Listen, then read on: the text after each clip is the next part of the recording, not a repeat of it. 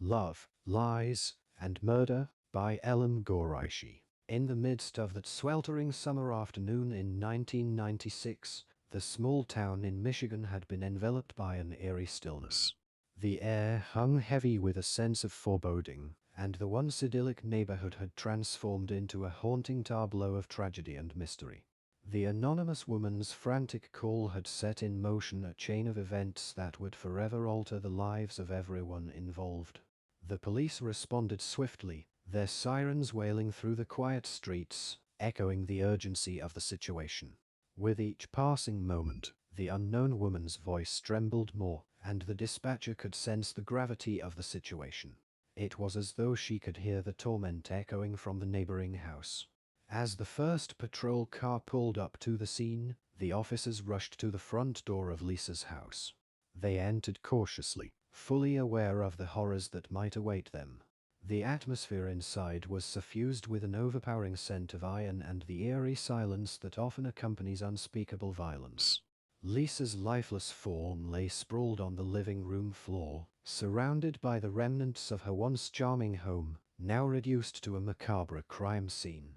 Her once lustrous auburn hair was matted with dried blood, and her porcelain skin, which had once borne the promise of youth, was now ashen and lifeless. Her eyes, once filled with dreams and aspirations, stared vacantly into an abyss of eternal darkness.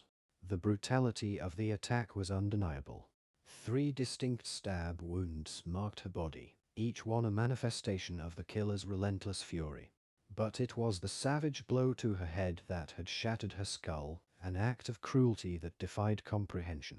Lisa's body bore the unmistakable scars of a ferocious struggle. Furniture lay in disarray, shattered glass from a broken window glistened ominously, and her personal belongings were strewn about as if thrown aside in haste. The police officers, seasoned by years of witnessing the darkest facets of humanity, initially considered robbery as the motive behind this horrific act. They meticulously catalogued every item within the house, searching for any signs of theft. However, to their bewilderment, it became evident that nothing had been taken.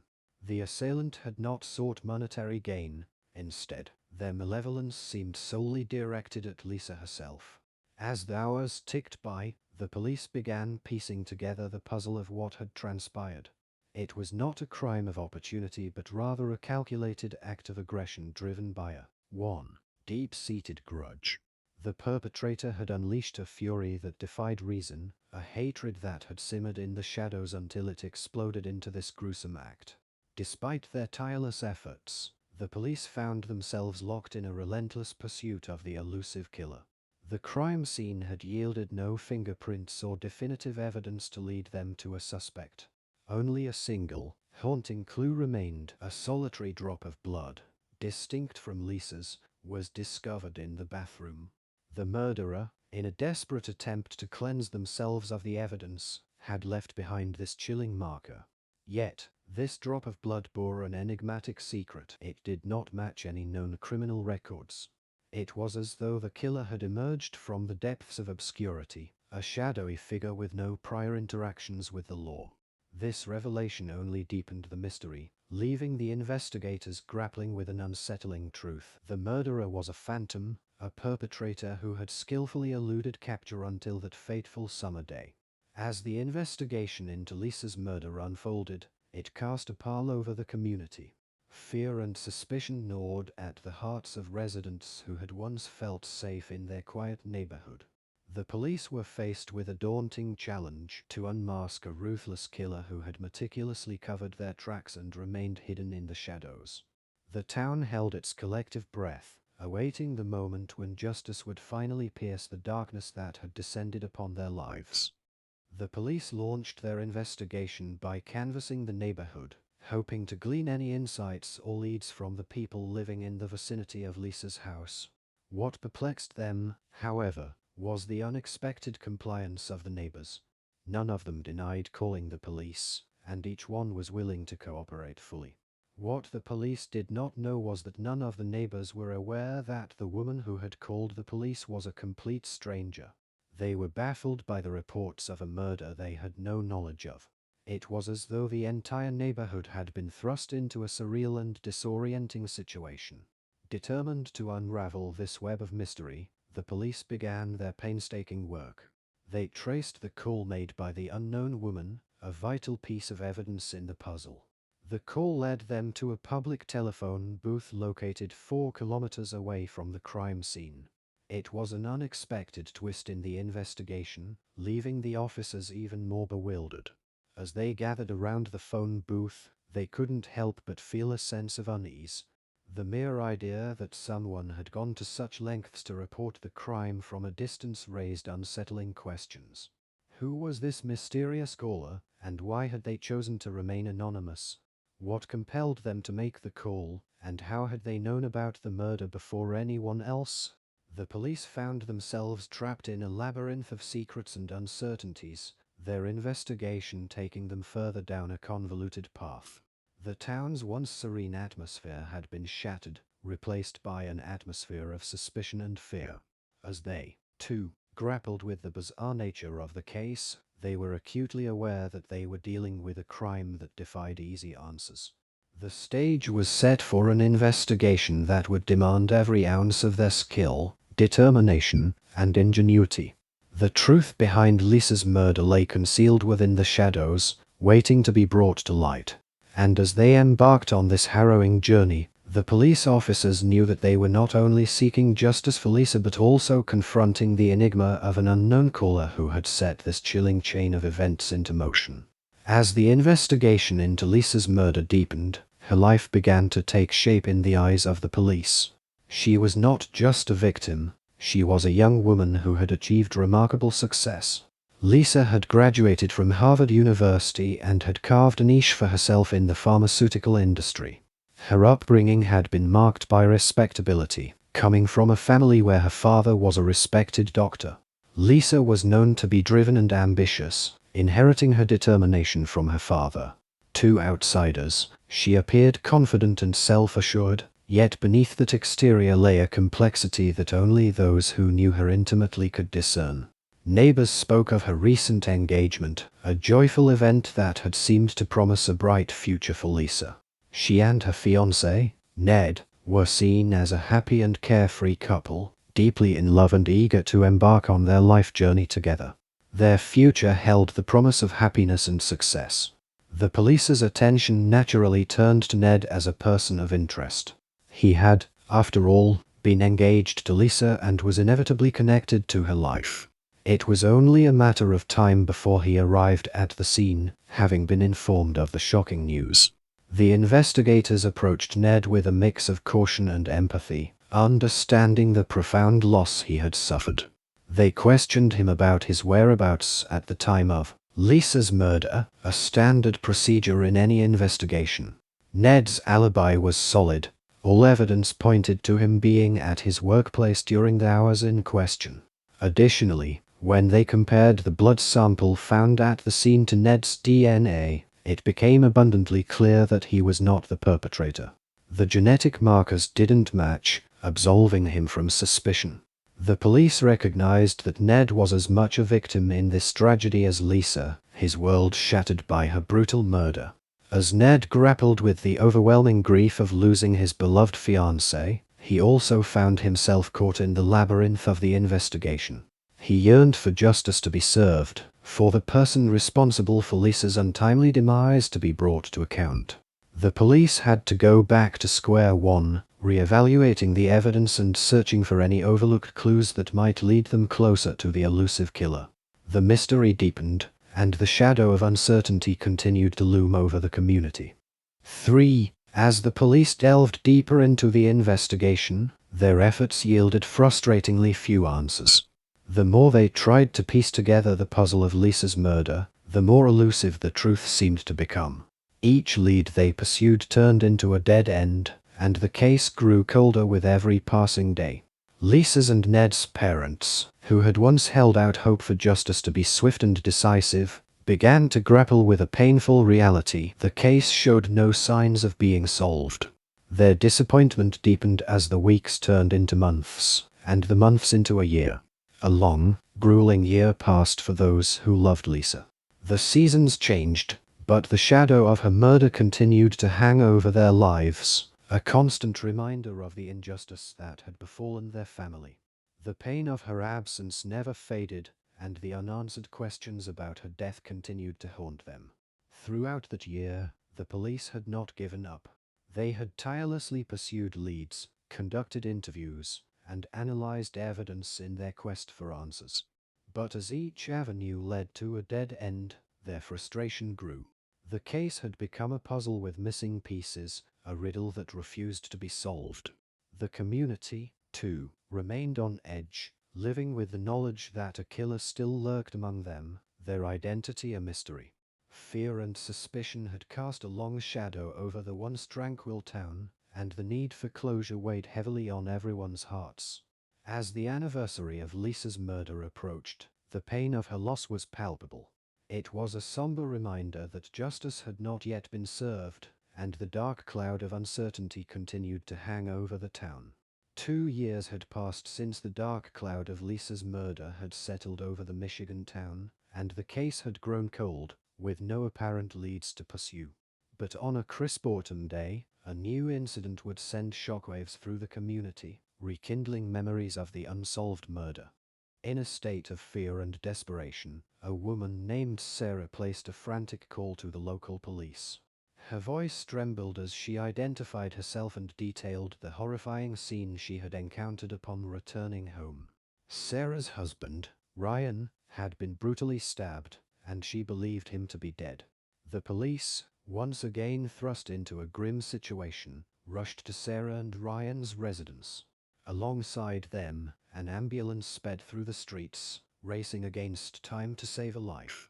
When they arrived, the scene was grim. A trail of blood led them to Ryan, who lay on the floor, pale and lifeless, his chest bearing the cruel wounds inflicted by a kitchen knife. However, to everyone's astonishment, there was a glimmer of hope. Despite the severity of his injuries, Ryan was still alive.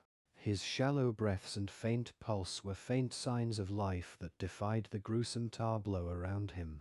The paramedics immediately went to work, doing everything in their power to stabilize him and transport him to the hospital. 4. At the police station, Sarah was overcome with relief and emotion upon hearing that her husband, Ryan, had survived the seemingly fatal attack.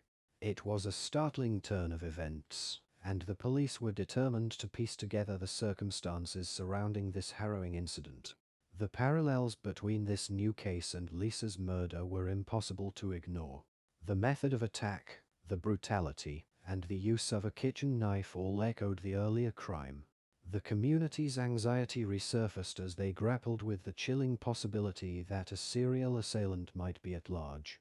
As the investigation into Ryan's near-fatal attack began, it cast a long shadow over the town, and the memories of Lisa's unsolved murder loomed large. The police found themselves faced with a daunting challenge to uncover the truth behind these seemingly unrelated yet disturbingly similar incidents and to ensure that justice was served. While the doctors in the hospital are working tirelessly to save Ryan's life through various surgeries, the situation at the police station takes an unusual turn. Sarah is shocked to learn of the possibility of Ryan's survival, and her statements to the police are conflicting. She states that upon arriving home, she discovered Ryan covered in blood and was convinced that he was dead, which prompted her to call the police. However, each time she recounts the story, her anxiety is palpable, and it becomes evident that she is not being entirely truthful. The police's interest in Sarah, Ryan's wife, intensified as they delved deeper into the mysterious incident. Sarah, a woman in her early 30s with an educated background, had been married to Ryan for 3 seemingly uneventful years.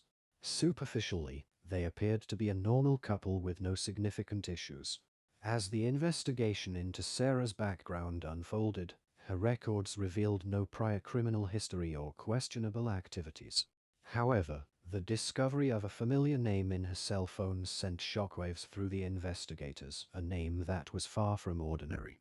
It was Ned, the same Ned who had been engaged to Lisa, the young woman brutally murdered 2 years ago, a case that still remained unsolved. The revelation of Sarah's contact with Ned opened a new avenue of inquiry. It appeared that Sarah had maintained a romantic relationship with Ned, a fact that sent ripples of suspicion through the police department. Their communication history indicated plans for a dinner together on the night of Ryan's attack. Sarah's confession further complicated matters. She referred to her husband, Ryan, as a pomegranate and expressed a sense of betrayal. She claimed that Hand, someone she considered a normal friend, was the only person she could trust. Sarah disclosed that years ago, she had worked at a pharmaceutical company where she had met Lisa and Ned, who had been colleagues there. 5. The discovery of these connections, along with Sarah's ambiguous statements, painted a complex and tangled web of relationships. The police were now faced with the daunting task of unraveling this intricate puzzle, where secrets and hidden motives appeared to lurk beneath the surface. As the investigation deepened, the town once again found itself gripped by fear and uncertainty, haunted by the specter of Lisa's unsolved murder and now the perplexing circumstances surrounding Ryan's attack. The police were determined to find answers and bring the truth to light, even if it meant revisiting the darkest corners of the past. The police wasted no time in tracking down Ned and bringing him in for questioning. Ned, upon being informed of the situation, appeared genuinely surprised. He maintained his innocence, claiming ignorance of the events that had transpired. As the interrogation continued, Ned's astonishment grew when he learned that Sarah, the woman he had been involved with, was married. "Sarah has a husband," he exclaimed in disbelief. Ned admitted to his romantic relationship with Sarah but expressed profound confusion over her marital status.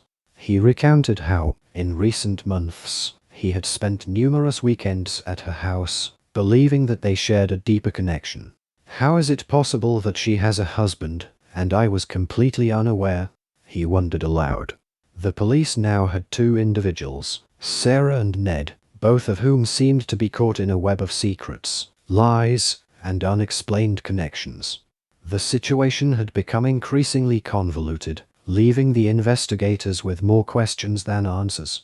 The mystery surrounding the attack on Ryan, Sarah's husband, appeared to be inextricably linked to the unsolved murder of Lisa, adding a layer of complexity to an already perplexing case. The police were determined to uncover the truth, no matter how intricate and tangled the threads of this enigma had become. Over the following days, two pivotal events would unravel the intricate web of secrets in these interconnected cases.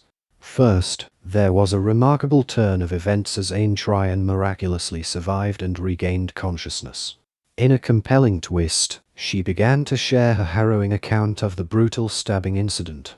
Second, an unexpected breakthrough emerged when the blood sample originally found at the scene of Lisa's murder, which had baffled investigators for 2 long years, resurfaced.